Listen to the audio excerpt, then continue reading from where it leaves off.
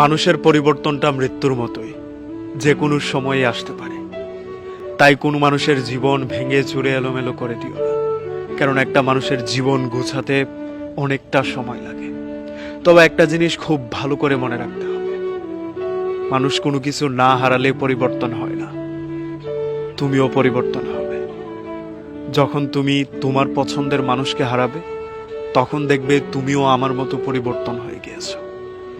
তখন এই পৃথিবী ঠিক থাকবে, তোমাকে ছাড়া সবকিছু চলবে, কিন্তু সবকিছু আগের মতো তোমার কাছে ভালো লাগবে না। মানুষের পদচারণা তোমার কাছে আগের মতো বিরক্ত লাগবে না।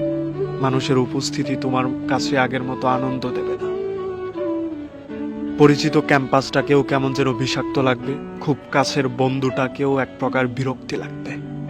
তখন তুমি পাল্টে যাবে, পরিবর্তন হয়ে যাবে। ওই যে প্রথমেই বললাম, পরিবর্তনটা মৃত্যুর মতো, যে কোনো সময় চলে আসবে।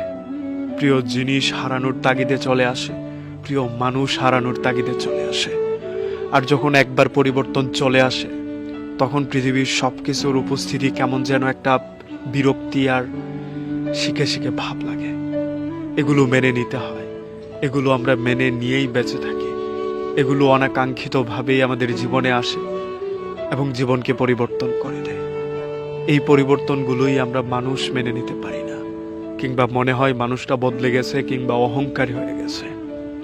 কেউ জানেই না একটা মানুষের ছেড়ে যাওয়া, চলে যাওয়া, পরিচিত জিনিসের পরিবর্তন হয়ে যাওয়া মানুষটাকে বদলে দিয়েছে। আশপাশের আবহাওয়া, আশপাশের মানুষের উপস্থিতি কিংবা অনেক সুন্দর আয়োজন তার কাছে এখন বিষাদময় মনে হয়। এই বিষাদগুলো মানুষ আমাদেরকে দিয়ে যায়, রাতের ঘুম কেড়ে নিয়ে যায়, সুস্থভাবে বেঁচে থাকাটাকে ভঙ্গুর করে দিয়ে যায়। এগুলো নিয়েই আমাদের বাকি পুরোটা জীবন কাটিয়ে দিতে হয়। এই পরিবর্তন মৃত্যুর মতো, যে কোনো সময় মানুষের জীবনে আসতে পারে। অবাক হয়ে লাভ নেই।